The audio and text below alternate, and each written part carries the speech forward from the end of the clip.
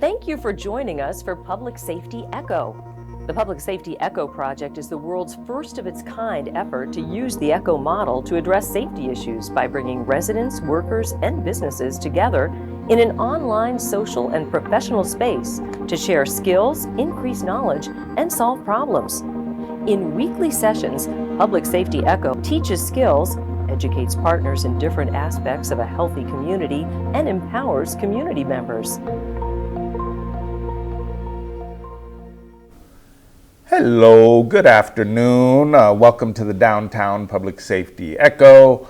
I am your coordinator, Daryl DeLoach. I'm recovering from having a tooth pulled, so I'm a little swollen on this side, and I may drool, not drool, I mean, I don't know, I hopefully won't affect my speech. But I want to thank everybody for joining us and introduce my guest today, or I'll let you introduce yourself there. All right, I'm Vanessa Baca. I'm the manager of the Office of Neighborhood Coordination. I work in the City Council office, and I work with all of the neighborhood associations citywide, as well as all city departments. Nice. Thanks for having me. Of course. And before we get into all that, I was just going to of course, let everyone know, let's please turn on your cameras. It's all about I'll teach, I'll learn, and I hope you plan on participating fully. See, just as I say that, Rodney shows up. I can see he's all dressed to impress there. Thank you for joining us. Again, where was I? My little public safety's goal is to increase safety, bring residents, workers, and visitors of business together in an online social space to share skills and increase knowledge and solve problems. Any views expressed by police officers or participating city officials are not meant to give legal advice and are only meant to educate and provide insight into the discussion. Let me sort of stop, or I can go here. I wanted to just sort of get into any announcements anybody has. August is coming up, and August 4th is going to be National Night Out again. I usually participate with the Reynolds Area Neighborhood Association right over here in Benny Hargrove Park, but many of the neighborhoods have events on that night. One of the things I'm sure we'll cover as we talk to Vanessa. But it's always a nice thing. It's a nice night to get out, meet your neighbors. There's usually good snacks and that kind of stuff. But again, that'll be August 4th. But if you can't wait that long, tomorrow night on Civic Plaza, we have the Mariachi Spectacular. We're very fortunate to have like this flamenco community as well as a strong mariachi community here. So tomorrow night on the plaza, starting at 5 o'clock into the evening, there'll be all kinds of, what's the name of the big, well, I was going to say the guitarron. The guitarron, yes. See, I knew the people playing that and the cajon and all that other fun mariachi stuff. And other than that, we were sort of acknowledging that we had Councilor Baca on last week, and we were talking about this vacant building ordinance and trying to get some of these landlords and property owners that weren't taking care of their buildings to sort of pay attention to that, and that was recently signed into law. So those things hopefully will start changing some of the buildings downtown as we have more vacancies and stuff pop up. Here, let me stop my share here. All right. I was looking for anybody that I don't recognize there. Steve Eichenmuller, is that how I say that? Yes, sir. Hey. Director of Convention Services. Oh, okay, yeah, just wanted to say hey. I got a bunch of people on there. I wanted to see if anyone on the call had any additional announcements or things to announce coming up in the coming weeks. Hey, Daryl. Brittany Martinez here with APD Valley Area Command. On July 25th, APD is having a VIN etching event. It's going to be July 25th from 8 a.m. to 1 p.m. at the APD Support Annex, which is going to be located directly next to the Valley Substation, so 5300 2nd Street Northwest. Oh, fabulous. Do you mind dropping that into the chat, that information? And remind Yes. us of VIN etching. That is when you etch the VIN number on parts of the car, so in case it's stolen? Yes. Fabulous. Yeah, so on all, onto parts of the windows, yes. So if it gets stolen, you can still see the VIN on there. Ah, okay. Officers can still get it. Thank you. And Okay. then as well, we have Valley also has a coffee with a cop coming up at Starbucks on July 23rd from 9 a.m. to 10:30. It's going to be at the Starbucks at Avenue Plaza, where the Indian Public Cultural Center is. Oh, so yeah, on 12th. 2400 12th Street Northwest. All right, And yeah. I'll put that one as well. Thank you. I'm in the car right now with officers. We're at a elementary school, so Okay. I'm driving back to the sub now, and I'll put it in the chat for you guys. Okay, well, drive safe. Hi, people- Brittany. Well, all right. Were there any other announcements? Giving anybody an opportunity there? I'm checking. All right. Well, let me. So before we get into the conversation, what I did want to share as well is that this weekend, or the last Friday, I was able to roll around with some of the officers downtown on bikes. Oh, hey, see, we do have some people joining us. I was able to roll around downtown with some of the officers on bikes. So I wanted to just briefly share, if I can figure out my technology here, briefly share just what that was like. There you go. Will Fox is a social media guy for APD, and he took some great photos. I'm trying to go to the gallery there. But so yeah, there I am following the guys back in the back there. But yeah, we were down here with PRT officers, and they were going through the neighborhood on their bikes. We ended up talking to some of the people around, but it's nice to just have those officers sort of rolling around again. I definitely feel the bikes are a great way for them to sort of get out and meet people. That was sort of the idea too, introducing them to some of the people that were open at that time. But it was a lot of fun to just sort of have those officers downtown. Good time of day to ride your bike, too. Yes, and we were doing it nice and early in the morning before it got too hot. So we got to sort of deal with some of the people that were out. But then, of course, we were there to see, in time to see them start tearing down the Bliss building.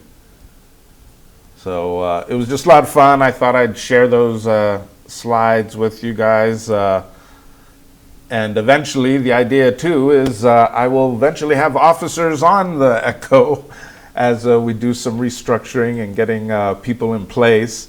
That was just sort of one of the things that we're doing to sort of familiarize ourselves with the officers that would be downtown. But speaking about downtown and the neighborhood, I have Vanessa here to talk to me about sort of coordinating with neighborhoods and getting them involved in all the stuff that we're trying to do to make our city more walkable, more habitable, and friendlier. So tell us more about how you're involved, or how you get the neighborhoods involved. Okay. Well, so like I said, I'm the manager for the Office of Neighborhood Coordination. There are 150 neighborhood associations citywide, and there are 8 neighborhood coalitions. A coalition is just a group of neighborhoods that have come together to kind of unify their voice and have a larger presence in the civic process. Neighborhood associations are a very wide and diversified group of people. People will form a neighborhood association for any number of reasons. Usually it's in response to something happening within their area that they want to be involved in, whether that's development of a building, houses going up, if there is, speaking to your point about safety, if there's something happening within their neighborhood that they have concerns about how it's going to impact their safety, they will either join a neighborhood association if it currently exists, or they can create one, and we help them with all of that. And a neighborhood association can be made up of any resident within a geographic boundary. Any resident, that includes renters, anybody who owns a business, and we encourage businesses to get more involved with their neighborhood association. It really does benefit the neighborhood to have that cross-pollination between individual residents and businesses, because they're going to have a different perspective on things and they're going to bring different things to the table. But like I said, it's usually in response to something specific happening within their neighborhood, or they want to have an ongoing voice, within civic government, and they want to have the ability to go to their elected officials as a unified group of people and say, look, this is what our take is on this particular issue. We want to make sure that you understand this is our viewpoint on it. Can you help us? Yeah. It speaks also to, I think, the fact that people, for the most part, really all want the same things. They may have different ideas about how to go about it, but I think anybody who's involved in their neighborhood association, or even anybody who has any level of civic engagement, they basically want the same things. They want a safe neighborhood. Yeah. They want a clean neighborhood. They want an aesthetically pleasing neighborhood.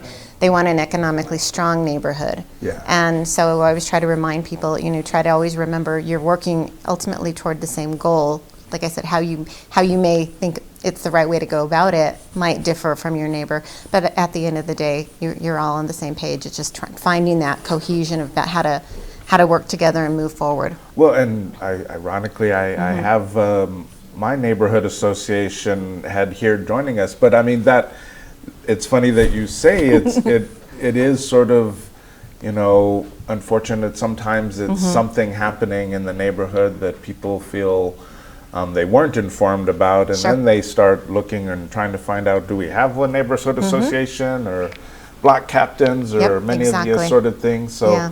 And there's a lot of connection and cohesion between block captains and neighborhood associations. I've worked real closely with Laura Keene for many years.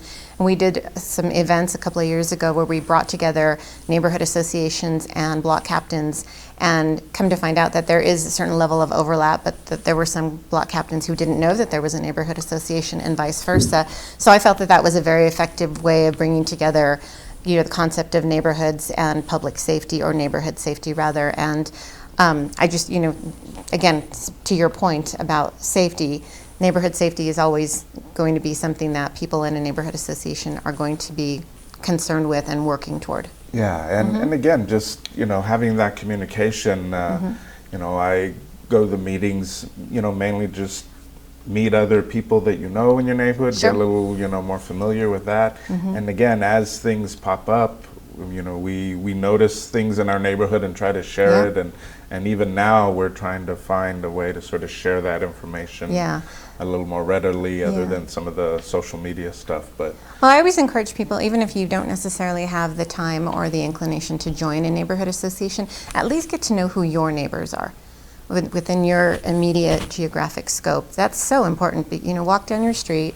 Right. I mean, there's really no substitute, I think, at the end of the day, for that face-to-face contact and communication. Yes, social media and online venues have their uses, and it's a really good way to share information quickly, but it's also very beneficial to have a knowledge of who your immediate neighbors are, and because it gives you an idea of what is going on, and then you can create phone trees were obviously a thing of the past, but you can create like a text thread with your neighbors and just say, hey, this is going on, or it doesn't even necessarily have to be anything bad. It could be, hey, I have a ton of extra zucchini and tomatoes. That was me last year. Please, somebody come and get rid of them. Please take them away. But it's also very useful just for safety within our area.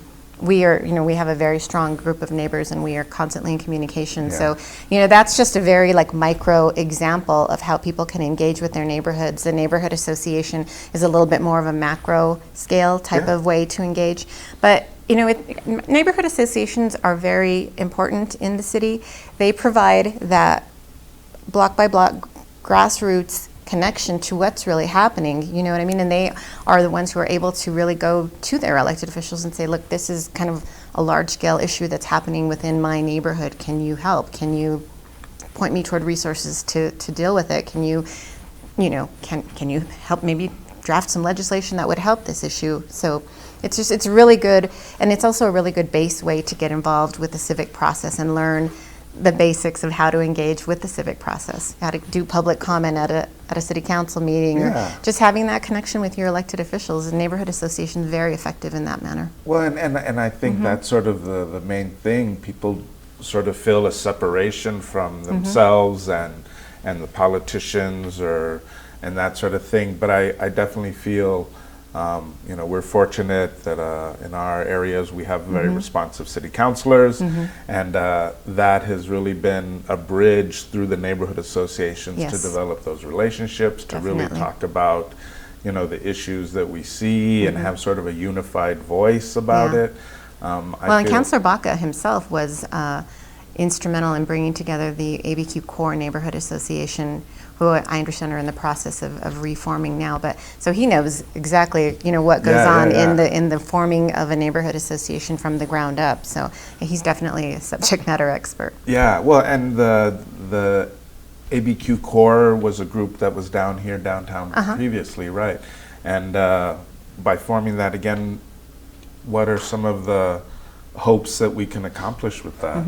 Well, I mean, downtown is such an important area. Yeah. It should have a group of people coming together to share their concerns and their ideas, and to take an active role in how downtown is going to develop. So that's why I think it's so important to have a neighborhood association, because it is. And then I think the name Core, ABQ Core. I mean, downtown is sort of the core of our city. So yeah, so I'm not sure when they will finalize the process of getting back into recognized status, but I do know they're working toward it. And I think one of the things that they have concerns about is just, economic feasibility in the downtown area. Downtown could definitely use a little bit of a boost in that area. And and I'm somebody who I lived in downtown for 20 years, and I love downtown. Yeah. So it would make me very happy on a personal level as well as professional to see it come back to life in a lot of ways. As the Bliss building comes down as we speak, I know, think at the end of an era. I was so sad when I saw that. a lot of people are concerned about what happens now or what might go there, and even just sort of the effects of having it come down and the way that the roadway was affected. We Red Door recently closed, and also Kaufman's.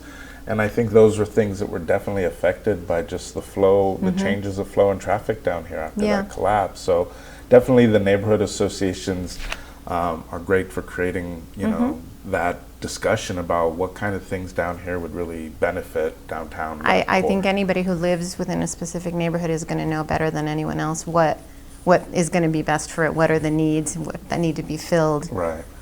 and have ideas about how to go about that. Yeah. Well, yeah, we've had the changes of the Gizmo building, and I'm quite hopeful for, just the energy that kind of activity will bring downtown. Yeah. But yeah, losing Lindy's and the changes that are going on, I think we're all a little anxious about how to get involved and how to sort of have that voice and what happens next. So that was definitely why Join your neighborhood association. Join your neighborhood association. So what neighborhood associations do you feel are most active, or what really helps a neighborhood association get attention? I think them having that active connection with their elected official, and really making sure that they keep that connection going with city government, because that's going to, a neighborhood association, they're active at different levels. Some are much more active than others. Some, some have different interests. Some are not necessarily interested in development. They're interested maybe more in maybe neighborhood connectivity. I'd like to have the neighborhood association group to get people together, so maybe we can create community projects like a community garden. Other neighborhood associations are very, very engaged in the development process. They want to have a say in what's being built in their area, and I think that's a valid concern for any neighborhood group. Anyone who lives somewhere, they want to have a say in what goes into where they live. And then other neighborhood associations have more of a concern about things like related to safety, whatever that looks like in their neighborhood. So it looks different for each neighborhood association. And again, also, I think it ties back into what I was talking about before, where if you are in an area where there's not really a whole lot going on, you're not maybe going to be as active as maybe another neighborhood association that has a lot going on, like a neighborhood association would be in downtown. Yeah. or like a neighborhood association, I think of Barelas. Yeah. That is the one that comes to mind the most because there's so much in their area. Yeah. You know, that there's the Hispanic Cultural Center, there's the zoo, so many important city resources, and so they're a neighborhood association that's very, very active, and you see that a lot, and they have a good connection there.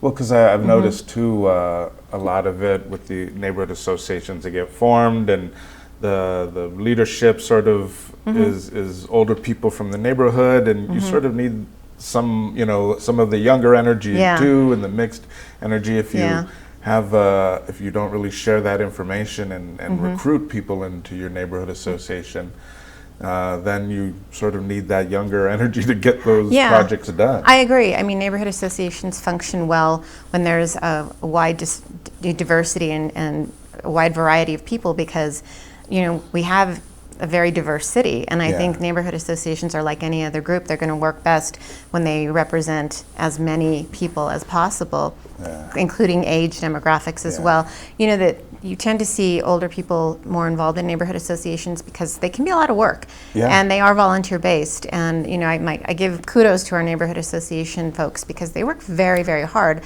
and it can be a challenge if you're younger and are raising a family and have a full-time job to have that level of involvement.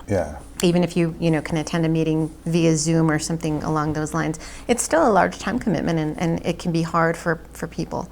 So it's finding that balance that I think can be a challenge sometimes. Is you want to have that diversity, and you want to have a diverse group of people be part of it, but it can be sometimes hard getting people involved for various reasons. Well, and not to put James on the spot here. Oh, let's put James on the spot.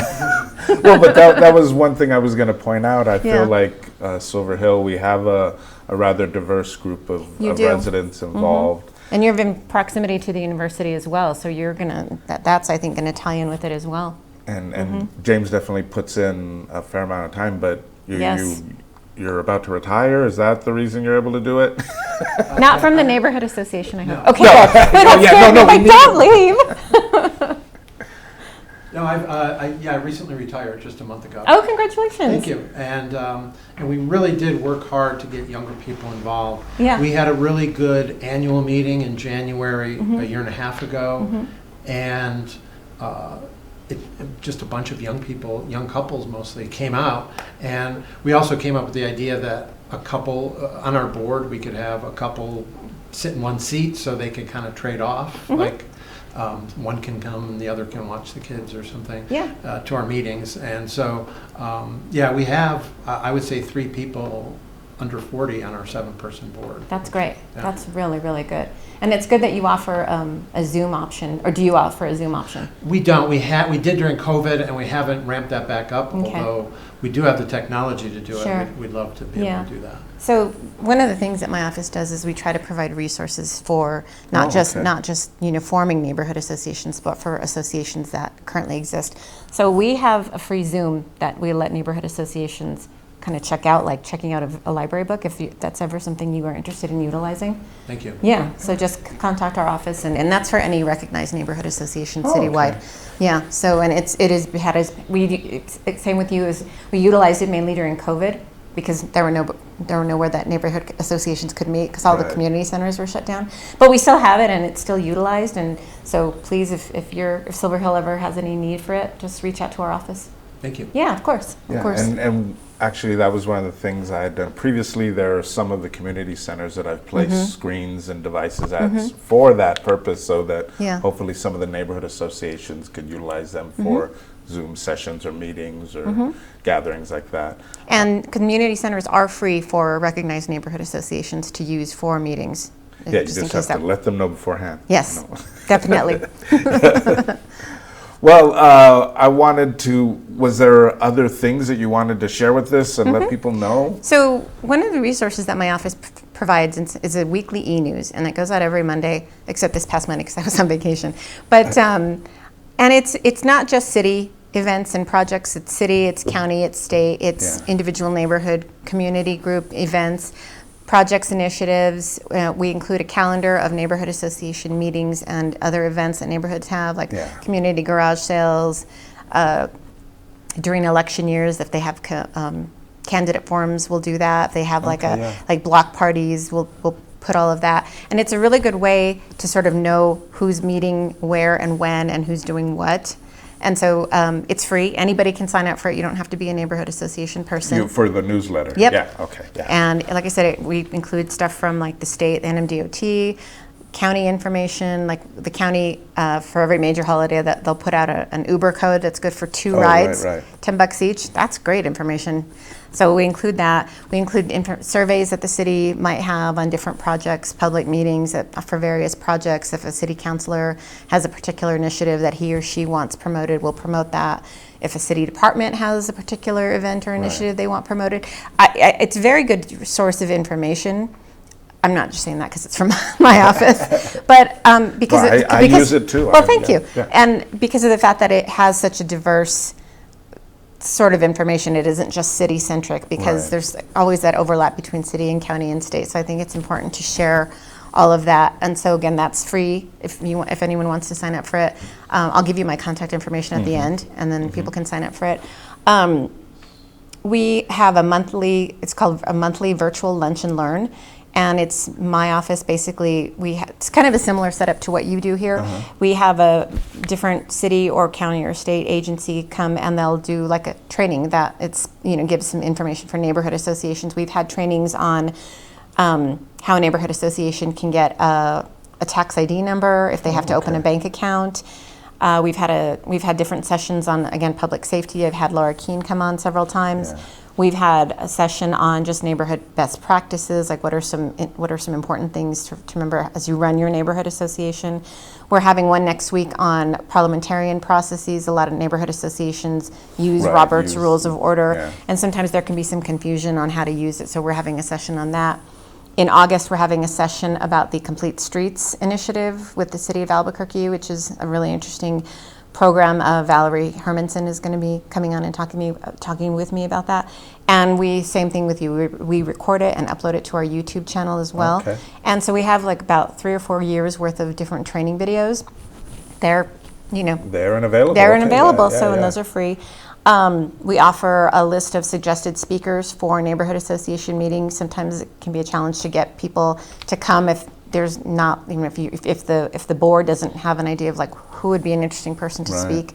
So we offer that. Once a year, we have our annual neighborhood summit. It's coming up Saturday, October 24th. At Los Terranos Community Center, and I'll be announcing that in the e-newsletter as well. But it's usually about a 3-hour session, and we have a variety of people from the city and county come, and they'll take questions from the audience, give an overview of what's happening with their different departments. We've had solid waste come. We always have somebody from Mayor Keller's office. We always have somebody from APD, and it's just a really good way to get updates on projects that might be happening now that people don't really know what the status of it is, or it's a good way for departments to share, hey, we have this initiative coming up, this is going to impact your neighborhood, be aware of it.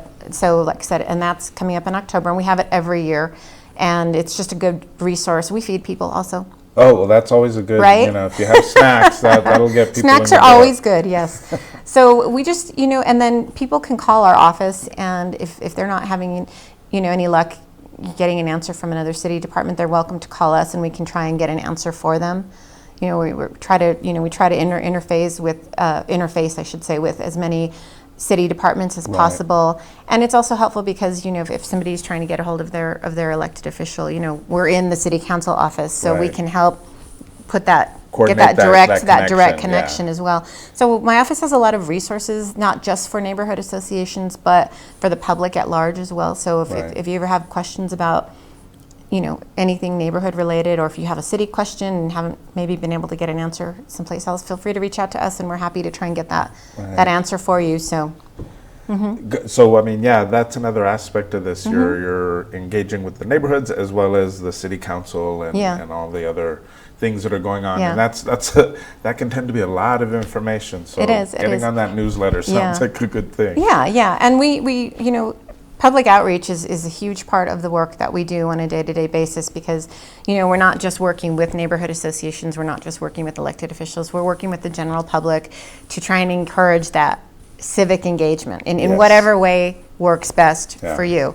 Like I said, you may not have the time or the inclination to join your neighborhood association. That doesn't mean you can't go to a city council meeting or sign up for public comment or send an email to your city councilor or the mayor or a city department director asking for something or expressing concern about. That's a form of civic engagement right there. Participation. That's Yes. what we're saying. Get the involved. The whole idea of Yep. civic engagement is these structures are for you to participate in. Yeah, well, that's how change and progress happens. Yeah, exactly. Things aren't going to happen if you sit back and don't take an active role in trying to move things forward. Yeah, no, Yeah. I mean, I feel people, because of social media, everyone feels like that's an active role, but you actually have to go out and meet people Yeah. face to face to have an active role in Social something. media has its uses. It can be a very useful communication tool, but it's not the only one. Right. Yeah, And- there's and- really nothing that takes the place of good old-fashioned, face-to-face interaction. Exactly. Door to door. Yeah, a lot of times neighborhood associations will ask me look for ideas about how to go about recruiting for new members, and I'll give them some variety of suggestions. Have you tried recruiting younger members like James has? Have you tried this? Have you tried that? Well, one of my members said, "Well, we put something out on Nextdoor," and I said, "Well, Nextdoor's maybe not going to get Right, you know right. what I mean? Have you thought about just going and walking door to door and having like a Yeah. little elevator Oh. speech about, hey, did you know we have a neighborhood association? Would you be interested in joining it? Yeah. No. These are all the things that we do. Yeah. Did you have an elevator pitch for yours when you were trying to get people involved, or? No, I will say one thing that I found helpful. You talk about going door to door. For years now, for our annual meetings in January, Yeah. and in the run up to that meeting, even though we don't have to anymore, we put a flyer on every door in the neighborhood. It's about 850 doors, and that's just kind of one of the things that I think has helped us slowly build Yeah. awareness. And I can't tell you how many times I just run into people when I'm doing that. I even go, if there's 3 floors of apartments, I'll go to the top floor and put a flyer in the door. That's great. We have a lot of renters. Yeah. And so, I just put the word out and I get to meet some people face to face. And that's kind of helped create a little bit of a base. That's really great. And you're consistent about it, which is also important. Yeah. Yeah. No. And definitely, I feel that's a key component that makes a difference to participation. And I also wanted to say you got some money for didn't we achieve that grant from the county? Okay, yeah. The county grants. Yeah, the county, he was Bernalillo very County. active in getting that too. So. Yeah, no, Bernalillo County has a very good grant program that all of the neighborhood associations in the city are eligible to apply for. Right, Yeah. and again, if those resources are there and you have things that you want to change in your neighborhood, that's the first place to start with your neighbors. Absolutely, yep. Were there other questions for Vanessa? Anybody in the call? Let me check the chat real quick. If you wanted to give me your email, I could put it in there for people to contact you about that newsletter. Sure. It's my first name, Vanessa Baca. Wait, sorry, I have my glasses on, so it's a little. It's all right. Vanessa Baca. 2 S's. Uh-huh. And then Baca, BACA, at cabq.gov. All right. And yeah, that newsletter is definitely something that sort of consolidates a lot of things going on. In Yeah. And we also are on social media as well. We are ABQ Neighborhoods on Instagram. Oh, okay. And then you can just find us, Office of Neighborhood Coordination on Facebook. And then we have our YouTube channel as well. All right. Well, thank you very much Thank for you. coming and It's very and- nice to- and- very and nice to cheering chat the with you. place up with your red dress. Oh, I have know, to- my flower, Yes. my your- gigantic flower. Oh yeah, no. Just Oh, a quick yes. question. Yes, Does James. ONC help with websites, help us develop or find ways to do websites? We can. I have somewhat of a background in using WordPress, and I have provided training to individuals on the basics of WordPress. I am not a web developer. That's my caveat right there. Don't expect great things. But I've shown people the basics of it, and then they can choose to kind of elevate how they use WordPress for a website as well. Okay, thank you. Some neighborhood associations have utilized the grant money to have a website put together for them, and then they take over management of it. So that is just something to consider use with that your money grant for, money. yeah, Yep. yeah. Mhm. Thanks. Yeah, sure. Cool. Well, thank you everybody for joining us today. We were gonna end a little early so you can get out and enjoy the 95-degree the heat. heat. I recommend ice cream, but Yes. our next session is scheduled for the 23rd, I believe. We'll probably be talking about some de-escalation. Other than that, thank you everybody for joining us, and Thank you. stay cool out there if Yes. you can. Thank you for joining us. We welcome your suggestions regarding any scenario involving future public safety echo sessions. For more information, visit www.cabq.gov/echo.